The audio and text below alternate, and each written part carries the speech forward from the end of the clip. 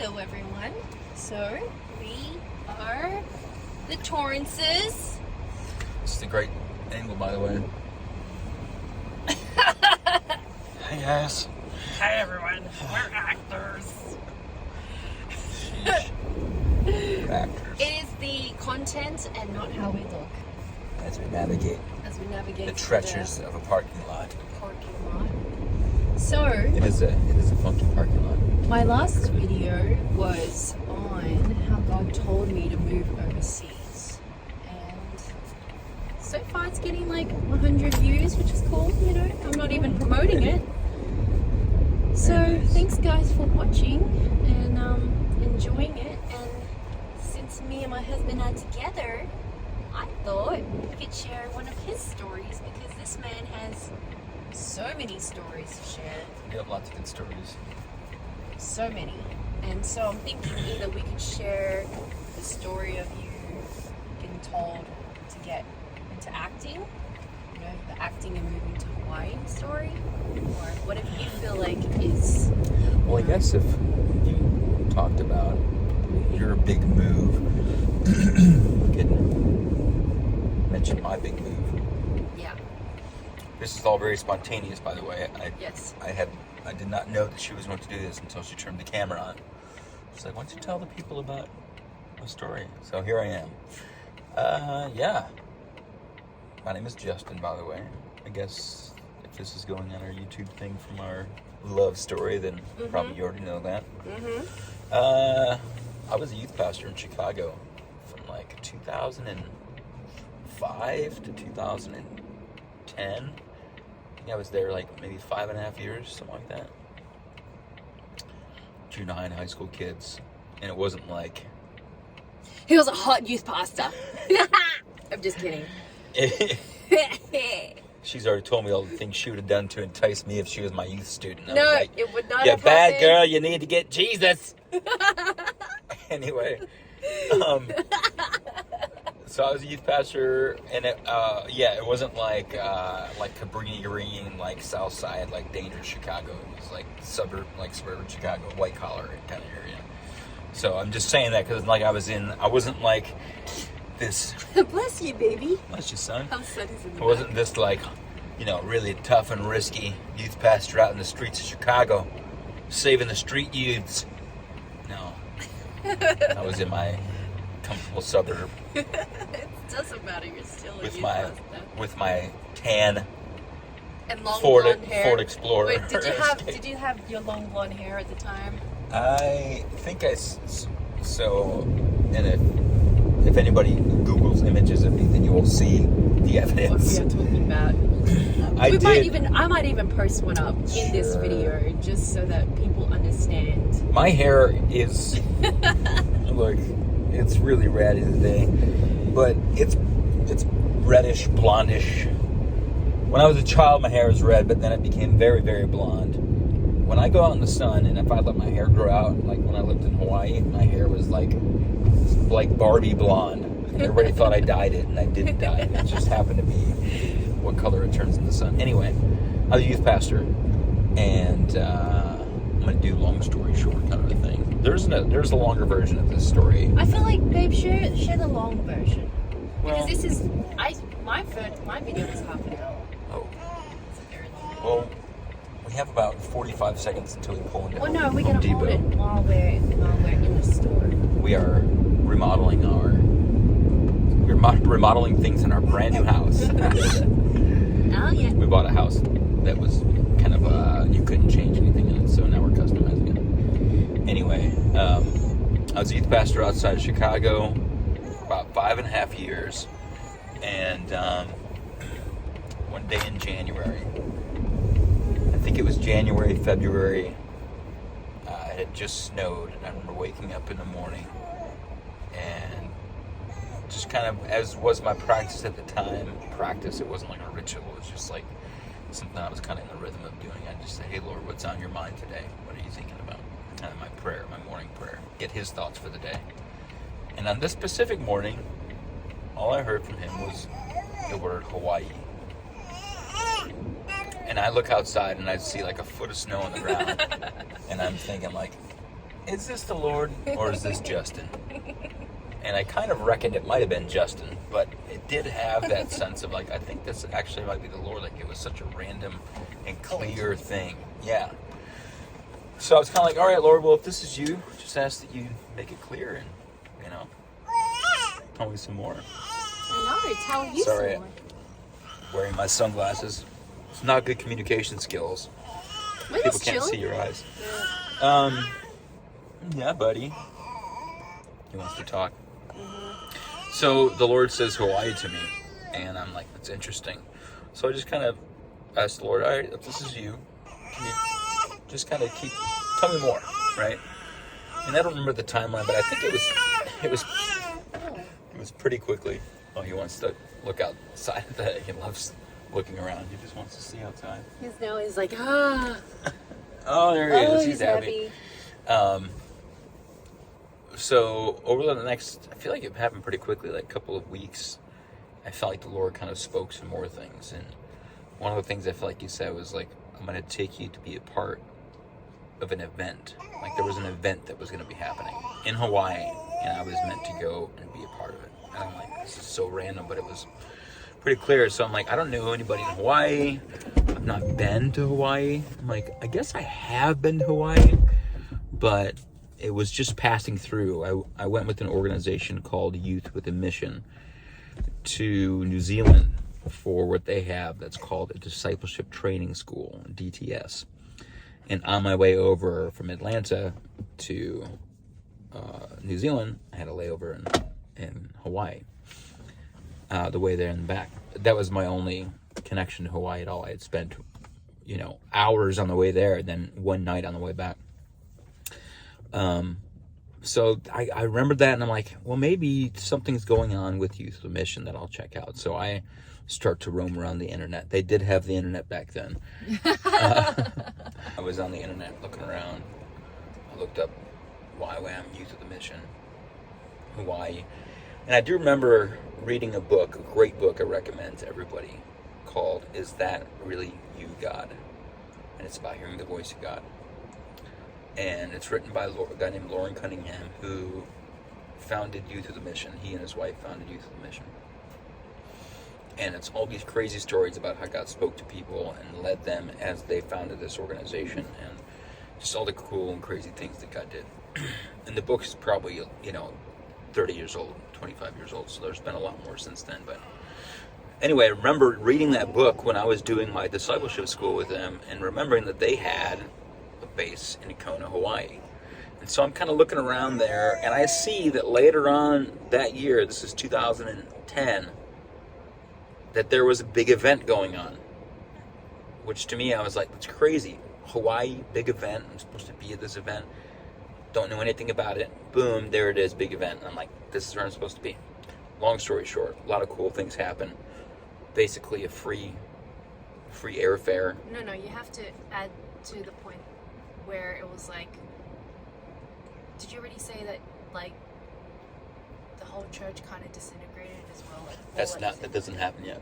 Oh, yes, that's doesn't later on happen in the story. Oh. That's yet to come. Wow. Although I'm saying this in a very melatonin, non-exciting way, the It's story very does exciting. get more exciting. It's very exciting. I'm having a chill Sunday. So I remember, because I was youth pastor, I didn't have like a massive salary, and I remember being like, cool, I don't know how I'm going to get to Hawaii, but okay, Lord, if this is you, then make it work out, show me the way, and show me the way. And I remember I had done some mission trips, and I had some miles with Delta. So I call them, I'm like, hey, Delta, how about these miles? And they're like, you got some, you don't have enough. I'm like, how do I get more? They're like, you can buy more. I'm like, how much? They said, whatever the dollar amount. I'm like, I don't want to buy miles, that much. I'm looking for a free flight, man. And this lady, she's like, well, there is something you can do. You can get our new credit card offer. And once you make the first purchase in the first 3 months, just one purchase, then we're going to give you X amount of miles, which is the exact amount that you need to get this flight for free. And I was like, sign me up for that. So I got the credit card in the mail a couple weeks later. And I remember buying a pack of gum for like $1.50. And that got me the miles to get out there. And then I'm like, I need a hotel or a place to stay. And I found on their website that they were going to be setting up a tent village on their soccer field at the YWAM base in Kona for $8 a night. I'm like, that has my name all over it. So I got a tent and a sleeping bag. I mean, I'm sure I spent $100 or something like that on gear, but I didn't know they were going to have tents. I had to get a sleeping bag and a sleeping pad and a pillow. Anyway, the point is, I was able to afford to go to this thing, and the Lord opened the doors. So the time is getting closer. Again, the timeline's a little fuzzy. I'm guessing a few months had passed, and throughout the course of that, I remember the Lord starting to speak to me, saying that when I'm there, He's going to speak to me about the plans that He has for my future. Calling, destiny, kind of things. And this is all getting very crazy for me, because I'm like, this is wild, this is so cool, I don't really know what's going on, but something here is happening. I'm going to Hawaii, if nothing else, which is fun. I'm going to reconnect with YWAM, which is really cool, because I always felt like that was one of those things, especially for that time in my life and going forward. Here's a tribe of people that understand me, I understand them. They have a passion and a fire in their lives, not just to know about God, but to know the living God, and not just to know the living God, but then to participate with Him in things all over the world, to see His kingdom come on earth as it is in heaven. And I love that. And I didn't know it existed, but He brought me to that. He brought it to me. So I think about that as one of the signs that I know God knows me. He knows how I'm made. He loves me. He knows what makes us come alive, and He gives good gifts as a good father. I was just looking back at my son he's preaching. He's like, hallelujah, Glory! glory, Shabbat. My wife's so cute. Look at my beautiful wife. Such a sweet lady. I love her so much. My sweetie. I love you, baby. So, yeah, speak to you about the plans I have for your future. So I was excited to be going back and get around these people again and just experience God's presence and have a good time. And so, jumping into, it's now time to go to Hawaii. I'm getting over to Hawaii, and in the process, I'm feeling like God is reminding me about two visions He had given me in the past. One was an actual vision. It was crazy. I was at this like young guys retreat, like college guys retreat, right before I went to do my discipleship school with YWAM in 2000 and end of 2002. And I was at this college guys retreat, and the whole retreat was all about experiencing the love of God. People would come. It was like up in the mountains in the Carolinas somewhere, like a lodge or something nice. People would come, and the whole point is for people to bless you. So like they would cook us these meals, and literally while you're eating food, they have people going around in rotation giving you like a shoulder rub just to like bless you, and like God loves you. Yeah, it's insane. I want this retreat. I know, right? And it's free. Somebody sponsors you and pays for you to go. It's really cool. I think that, I forget what it's called. Was this part of DTS? No, this is before I went. Completely different, yeah. So, and then you have like some teaching times and worship times and prayer times, and it's just like to encourage. Anyway, so we're there. The last night we're there. They take us to a church. Jump in the van, guys. We're going somewhere. Surprise. And we're like, where are we going? Nighttime van. Are they smuggling us? We're being sold? And no, we get to this church, and it's dark, which was kind of weird, but we're like, what is going on here? Excuse me. We go into the church, and lining on both sides of the entryway into the sanctuary are people that everybody in the group knows, different friends and family that have driven, I think it was like at least 3-4 hours just to come. So we got cut out. So you go into this church, and there are people lining the entryway into the sanctuary, inside the sanctuary. People that you know, friends and family that have traveled hours, 3-4 hours, to maybe even a little bit longer, to be at this place, just so that you feel loved when you enter into this night of worship. They're holding candles, and I think maybe singing a worship song. But I felt like it was like walking into heaven. I felt like it was like arriving at heaven, and here's all these, saints and beloved ones that have gone before. They're greeting you. It was wild. And they hug you, and they give you like a envelope or something with like encouraging notes that people have written for you and prayers and stuff. And then they leave. All that just to show up for like 20 minutes and go. Wild amount of love going on there. Anyway, we're at this worship night.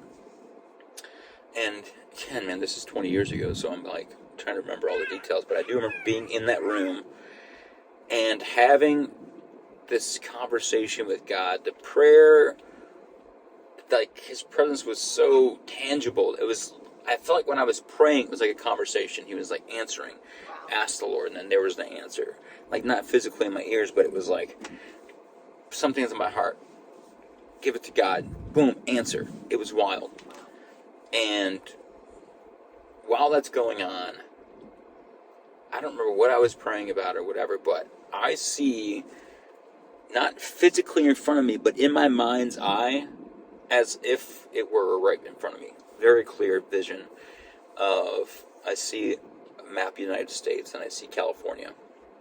So I guess if you're watching this, maybe it's over here. For me, it's over here. And I see a small fire start. And it wasn't like a forest fire, but there was a fire. And then out of the fire shot like a beam of light. And then inside of this beam of light, there appeared like these little figures, like little men. And it went out to somewhere else across the country, and then started to go up to Canada. And all these little fires would spread, and I felt like these little people were like disciples being sent out. And there was this fire spreading, and anywhere it landed, it would start another fire. I'll go up from there. Next thing you know, I see kind of this panning view of like the Earth from like we're in space, and you see all these fires that have led to the whole world being ablazing, and you see the cross standing on the like up on top of the earth, and it was like the whole world, salvation coming to the whole world, and like revival fire spreading. It was very clear, and I wrote it all down. I have to find it in a journal somewhere. It was wild. So this is all very clear. Anyway, I ended up going to DTS after that, and I had always wondered what that vision meant. So I'm going to Hawaii, and I feel like God says to me, remember the visions I've shown you in the past. And so that vision came to mind. And the second one wasn't a vision, but an idea that I had a couple years previous. I want to say 2 or 3 years previous. I found it in a journal after all this kind of happened, just to go back and look at it. And it was an idea. I'm like, I want to somehow be involved in a film about King David and his mighty men. I've always thought it'd be cool to be an actor, but I'm not an actor. I've never trained as an actor. I did like a play here or there as a kid, but like I had the shittiest roles. I was like apparition number 3 and Macbeth one time. So I was a card. You Alice in were. Wonderland. She was a card. A white face card. I was ghost number 3 coming out of a boiling pot, and but I somehow felt like I was going to be involved in this. I don't know how, but I wanted to see it happen. I was willing to be involved in it, I guess I should say. So, okay, I got these things in mind. So I go into this first big meeting, this event. They got people from all over the world. They're doing people from all over the world carrying in their flags, and it's this big celebration of all these nations being represented and God's kingdom and all this stuff. It was super fun, great music.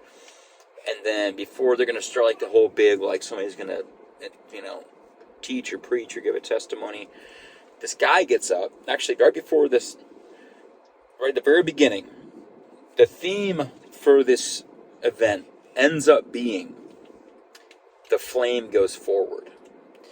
It ended up being the 50th anniversary celebration of Youth with a Mission, and they were saying like the flame goes forward. Your, next generation. And I didn't think anything about it. I don't even know if I knew that. But they play this video at the very opening. And it's a Hawaiian fire dancer spinning the fire, and it's all black around. And then that man touches the baton fire stick of another guy, and that catches that fire. And they start spreading this fire. And next thing you know, you see all these little fires in the whole world ablaze. And I was like, what? The actual favor in heaven is going on here. This is crazy. And then right after that, this guy gets up on stage. He says, "Hey, my name is David Cunningham. I'm a film director. My parents started YWAM. I'm a film director, and I've just bought the rights." Oh, wait, buddy. You might be hungry. I might feed him while I'm at the back here. My name's David Cunningham, he says, and I just purchased the rights to make this book trilogy about King David and his mighty men into a film series, and we're going to start doing that here in Hawaii. And I was like, what? That's literally the two things in a row that the Lord said, remember the visions. He said the fire vision and then the King David film vision, and both of those things, boom, boom, within a 20-minute time span, something like that. And my mouth was agape. Agape. Agape. And, yeah, it was just wild. So I was so blown away at just how the Lord orchestrated everything. And I didn't know what any of it meant at that time. Honest to God, I had no idea what any of that meant. I remember writing these things down and even giving it to Lauren Cunningham in like a letter. It's like when I was passing him, I was like, I remember having this letter. I was like, I feel like I need to give this to Lauren. I don't know how I'm going to, there's like all these people here, and this guy's kind of like the star of the show in some way, although he's not like that at all. It wasn't like, but he's a busy guy, and he's kind of, making all this stuff happen. And I'm like, I don't know how I'm going to give him this letter, but I don't know what to do with all this crazy stuff that just happened. I got to tell somebody. And remember, as I'm thinking about that, I think I went to like the prayer room that's on the campus there, and I was leaving, and it's at nighttime, and it's dark, and here I am, I cross paths with Lauren by himself, and I'm like, I happen to have a letter with me. I was like, this is crazy. Let me just give this to you. It's not weird, but read this. I don't know what to do with it. There's just some crazy stuff that God did to bring me here, and then just now. I don't know what it means, but I'm just, if nothing else, it's an encouragement that the Lord is using you in this place, and there's cool stuff going on. Anyway, I made a lot of cool friends there. We had a great time as well, and I remember going back to Chicago, and the day, a week, 6 days after, because I got back on a Monday, and then the next Sunday, a church split started happening in our church. Or maybe it was Monday, whatever it was. It was a week later. Nothing to do with any kind of scandals or anything like that. It was just a group of people that wanted things to be different than what they were. And there was, how it can be sometimes when you think that there's something wrong, everything can seem wrong. It was one of those things where it's like, they were like, look, to them, things that were never meant to be offenses. Like there was a misscheduling of a meeting room, and I had the youth group there, and they felt like we tried to overtake their meeting space or something weird. It was just like so not intentional. It was like a miscommunication. There was something wrong on the calendar. Somebody, whatever it was, there was no ill intent, and it became this whole thing of like, they basically wanted the pastor and myself gone from this church. We did things differently. It was more of a conservative. It was like a Baptist church, right? Yeah, it was. I mean, it's not about the denomination, but it was. We were wanting to make things a little bit, and it was still very biblically sound. It wasn't anything like that, but we were trying to make things feel a little more contemporary, and they didn't like that, which is totally fine. Different strokes for different folks, but they basically wanted us gone. And this stupid little thing that was a misunderstanding, and I, to even try to make it right, as the Bible says, if there's a grievance among you, take an elder, go to them, try to make it right. I did all that stuff as the young guy in this situation, and it was all just ignored, and that's when you could see it was really just they didn't want us there anymore. So it wasn't about this thing that in their minds, whether it really got blown up or they just made it up to have an excuse, whatever it was, they wanted us both gone. So in the middle of all this, I'm like, Lord, what should I do? What's going on? And I really felt to resign, to just walk away. And the pastor was still going to try and stick around. They're going to do this whole vote, keep the pastoring kind of thing. It was very ugly and very sad. He was a great guy with a good heart. Anyway, so I felt to resign. So I did. And I was going to stick around and this was over the course of probably 2 months that all this stuff was kind of settling out. Because now we were maybe 2-3 months. Anyway, after all this stuff's going down, this is like there was a lot of attempts to make things right, to try to meet people in the middle, and at the end of the day, they just wanted things to be differently, and they were doing whatever they could to make that happen. And in the middle of all that, I felt like the Lord's like, resign, and I felt like He's like, I'm taking you to be a part of this King David film, and I was like, what? Like, I don't have any experience. So I actually started trying to reach David Cunningham, this film director, by... This is the one critique I have of YWAM. I called that freaking office at that base so many times and emailed them, and nobody ever got back to me. They didn't answer the stinking phone. So clerically, probably there's some things that could, or whatever. Maybe there were... This was a few years ago. So this is a long time ago. Hopefully they've... Hopefully they've, But at the time, I was like, these people, man, I cannot get a hold of anybody. And I don't remember. Maybe I was leaving voice messages like, God told me to work with David on films. Maybe they're like, this guy's crazy. I have no idea. So maybe it was more me than them. But I couldn't get a hold of this guy. But I really felt like I was supposed to be involved in this thing. So I actually was planning to move to L.A. I had a buddy that lived out there. And I was within days of moving to L.A. I had started selling all my stuff. I had a one-bedroom apartment. Excuse me. What was this with Aunt Janice? Yeah. So I started selling all my stuff. I was like about to get a U-Haul. I was like calling around for prices on U-Hauls. I was like next week I'm moving. I'm going to California. My buddy's like, you can crash with me until you find something. Because I'm thinking like, this is where movies happen. I'm going out to L.A. I'm going to be a part of this film. And I don't know what else to do. I'm just going to keep moving. And was this when the Lord told you to become an actor yet? Well, this is kind of how this is that story. This is how it all came about. So I'm like about to move out to LA in my mind. And in that process, I don't remember exactly what shifted, but basically I was like praying, like, Lord, what am I going to do? Like, am I going to go out there and like be a youth pastor? Like, until I connect with these film guys? I had no idea. I was just moving. And in the middle of that kind of couple of weeks there, I remembered that when I was in Hawaii, some guys were talking about this film school that they have at the YWAM base. And at the time, I'm like, that sounds pretty cool. I didn't have a single thought about going to this film school at all. But I remembered that, and I'm like, I don't really want to, never thought about being a director, but I always wanted to be an actor since I was a kid. I always wanted to be an actor, and just never pursued it. I mean, that's, I never really tried to pursue it, anyway. Well, you're pursuing the Lord. I mean, as a kid, You're even. in love with Jesus. Well, I mean, even as a kid, like, it's not like I didn't try to do theater, I didn't, beg my parents to, get me into commercials or something like that. I just always thought it'd be fun to do. Yeah. And so, I looked online at this film school, and I see that they have the next school starting in April. Now that we're in, February or March or something like that, I'm like, that's crazy, the timing. And so I don't know what to do, but it seems like this film guy, David, lives in Hawaii, and maybe I'll go there instead. So I applied to this school, and I got accepted as a 30-year-old virgin, 30-year-old acting virgin. I'd never done it before, and everybody there, by the time I got there, which is I'll get to later, everybody there is 25 and under. They all know what they're doing. They've all been in theater and done stuff, and and I'm just it was a good, humbling challenge.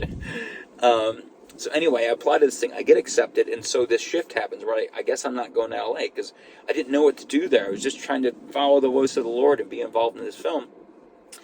And so I end up on my 30th birthday, April 8th, 2011, being in my first ever acting class. I just felt like this moment where it's you hear about in the Bible, Jesus started his ministry in his 30th year. I was a youth pastor. Maybe I read that somewhere sometime, or it's just people doing chronology and guessing, whatever it was. It's, kind of this thing of wow, this beginning of destiny kind of thing. And it was fantastic. And I think it was the first or second week of the school, David Cunningham is speaking at our school, and after he's done, I'm like, I don't want to seem weird, but here's all this crazy stuff that happened, and I feel like I'm supposed to work on this film with you in some way. I have no delusions about my experience being enough, but whatever it is, and so I ended up going and working with him for a couple of years after that, doing various things to help out in any way I could as they were developing that. And it still hasn't been made yet, so that's the interesting part. All this, I was brought to that, and that film hasn't happened yet, so I'm curious to see when it will and how it's going to go down. But I was going to back up and say something. Oh yeah, this is the last thing, and I'll close on this. In the middle of all this turmoil, where these people were causing all this dissension, and it was crazy because after it happened, a buddy of mine reminded me about a letter that he wrote to me years beforehand, like 4 or 5 years beforehand. Oh, yeah. He had given me a letter, and I'm sure I'd read it, but it was a dream that he had when he was leading one of these discipleship schools out in New Zealand. And he had a dream. It was so clear, he wrote it down, he gave it to me. And in the letter, he said there was a church split happening. There was dissension. And I was in the meeting, but I wasn't really there. And I had already resigned, but I was at this meeting when they decided to have this church split and fire the pastor and all this ugly stuff. So it was so on point and detailed, and there was somebody that was spitting venomous lies and stirring up trouble, and all this exactly what happened. And he said to me after it went down, he said, I never wrote the person's name that I saw in the dream, but I know exactly who it was. I didn't want to, in case it wasn't a real dream from the Lord or whatever, I didn't want to taint your view of that person, so I never told you. But after this went down, he's like, that person that was at the core of this dissension, that's the same person I saw in my dream. Wow. And I was like, it was so crazy. Anyway, So cool. in the middle of all this stuff, the Lord is literally to me, he's like, don't even worry about it. Don't think about it. And I remember there being times I'm sitting in this big meeting where this church split is happening, and there are so many things I could have said as I'm listening to these people spitting lies and causing dissension. I'm like, this is so stupid. And I just felt like the Lord's like, don't argue. Don't even stick up for yourself. This is not about you. Leave all of this in my hands. And so I did. I sat there. And I don't think that's always going to be the case, but in that moment, that's what he told me to do. It was not to worry about it. I wasn't to be freaked out or stressed or filled with anxiety. I was literally to leave the battle in his hands and to fix my eyes on where he was taking me. And he was like, don't worry about this. I'm taking you to be a part of something. I'm bringing you into your destiny. Don't think about this. I'm fighting on your behalf. Let it go. Look ahead. And that's what I did. It was very hard to do that in certain moments, but what a gift to have that voice to have that word from the Lord in the middle of the battle. He's like, ignore the battle. I got this. You look forward. Amen. I will say the last thing in closing is I remember right before all this crazy stuff started happening, I loved to go out at night, and I would go out at night and have a cigar, and I'd sit under the stars. I'd read a devotional book and pray or whatever. And I was sitting out one such night. It was cold. It was winter, and I got my snow gear on, but I love being out under the stars at night. And I'm sitting there. I got my John Eldredge book or something manly, and my cigar and my headlamp, and I'm out in the rugged wild. And I remember feeling and sensing and seeing all the beautiful things the Lord had given me, and the comfort that He had given me, and the job. Again, I'm not making tons of money, but I have enough to, and I'm comfortable. I have a nice apartment. I have a good job. People around me I care about, all this stuff. And I remember having this stirring in my heart, remembering that the Lord had called me to be one who is sent, to be a sent one. Amen. And I remember looking up at the stars and saying, Lord, I remember who you made me to be, and I'm willing to be a sent one still. Woo. And Preach. within a week or two after that, like, Lord, I don't need all the comfort. I'm willing to go with you toward this calling, who you call me to be, who you made me to be. And then within a short amount of time after that, one morning, Lord, what are you saying? Hawaii. Wow. And after being in Hawaii for all those years, I left because I really felt I needed to pursue being in front of the camera again. I had done the film acting school, and I had done some little things, and it was time for me to leave behind the camera and get back in front of the camera. And so I left to come to Atlanta, where my family is at, where there's a lot of filming happening. Wanted to get an agent, get back in classes. A month to the day after I left, I got a call back for a film called The Heart of Man, which was called Hearts of Men at the time. And a friend of mine who worked in Hawaii and lived in Hawaii, a close friend of mine out there, had said, hey, I want to submit you for this film. I think you really want to be a part of it. It's different. It's raw, it's gritty. It's about God's heart. It's about God's love. It's about redemption. It's not like the standard cheesy kind of Christian film. This is going to be deep and impactful. And I was like, cool, man, that sounds right up my alley. Submit me for it. So I like had to make my own demo reel, which is like clips of things I'd done, which were not that great. And I gave it to him, and it took me a week. I remember sitting in our office space at our studio that we had for like a week, hours a day on this iPad, learning how to edit this video, and sent it in. And I remember sitting in Calhoun, Georgia, which is like Calhoun, Georgia. It's like it's country. And I was sitting in. They actually had a Starbucks there, which was very surprising, being as kind of it's far out in the middle of nowhere. And I'm sitting at the Starbucks there, and I get a call or message, email, whatever it was, from the person who was in charge of doing the casting for that film. Say, hey, we want to bring you in for a callback. They just sent me my reel. I didn't do an audition, but they wanted me for a callback. And it's in Hawaii. Are you in town? Can you be here? And I just felt like I need to be there for that. I want to be in the room. I want to do this film. And so I called my dad. I'm like, dude, what should I do? They want me to come out there. They said I can send a tape in, but I really want to get this. He's like, figure it out. Go for it, man. And as I'm sitting there, kind of like with the Delta Miles, I remembered that I'm sitting there, and I kind of get reminded. I got this stirring. I think it was the Holy Spirit or just my mind kicking into gear. That I had a flight that I had canceled in all my travels living in Hawaii, going back and forth. I had a flight that I had to use by the end of that month between Atlanta and Hawaii, already paid for. And so I went out, and I got the role. And as that film hit theaters and made an impact in people's lives, and then we got released in the States in different ways and impacted people's lives, it was then time to do an international distribution, and we ended up going to Australia and New Zealand. This is 2018. I hit like 5 or 6 different Latin American countries, and then we went over to Australia and New Zealand and did a PR thing. Me, Jason Paymer, and William Paul Young, and our distributor Rod Hopping, and had a great time. And on that trip, I met this beautiful lady at that early screening. This is what happened. And then we got our beautiful son now, and again, the Lord knows us, and He is kind to us, and He gives us more than we could ever ask for or imagine. Flare, that sun flare. Yeah. That is a glory right there. Put the shades back on. I feel like that what happened in that last video. I'm going to come to the front so people can meet our son. And then we'll go into Home Depot and buy some things to continue the renovations on our new home.